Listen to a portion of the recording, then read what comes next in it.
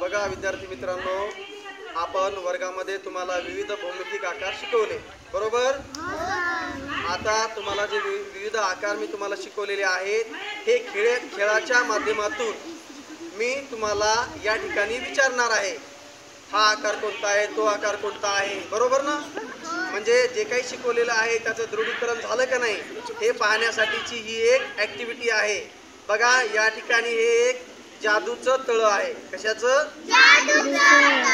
आणि या तळ्यामध्ये विविध प्रकारच्या आकृत्या आहेत. काय आहेत? आकृत्या आहेत. तुम्ही तळ्यात मळ्यात गेम खेळलाय का नाही? तसाच हा सुद्धा तळ्यात आणि मळ्यातचा हा गेम आहे. पण या तळ्यामध्ये आहेत वेगवेगळ्या प्रकारच्या आकृत्या आणि या आकृत्यामध्ये आपल्याला खेळायचं आहे. तुम्ही रेडी आहात? हो सर. मग चला खेळायचा हा खेळ.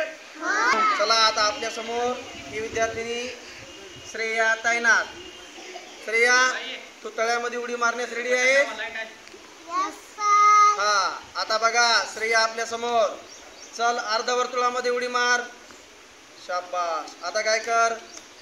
त्रिकोणामध्ये उडी मार. आता चौरसामध्ये उडी मार. चौरस.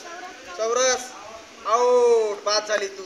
चला आता आर्यन. हा बघा आता आर्यन आपल्या समोर आलेला आहे. आर्यन तळ्यामध्ये पोहायला रेडी आहे? बर. आता तू काय कर? अर्धवर्तुळात उडी मार. हा आता काय कर? त्रिकोणावर उडी मार. वर्तुळावर उडी मार. वर्तुळ.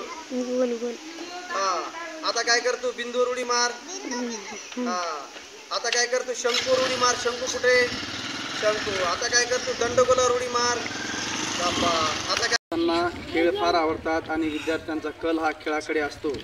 आपण खेळ आणि विद्यार्थी यांचं एक अतूट नातं आहे आणि खेळ आणि गणित यांचा जर आपण योग्य समन्वय लावला तर अवघड वाटणारं जे गणित आहे आपण या ठिकाणी विद्यार्थ्यांना सोपं वाटायला लागतं.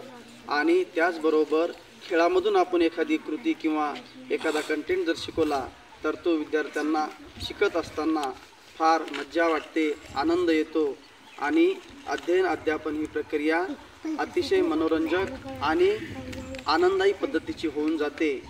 आणि अशा प्रकारे या ठिकाणी आपण देखील नवीन उपक्रम आपल्या शाळेमध्ये आपण राबवावेत ही विनंती.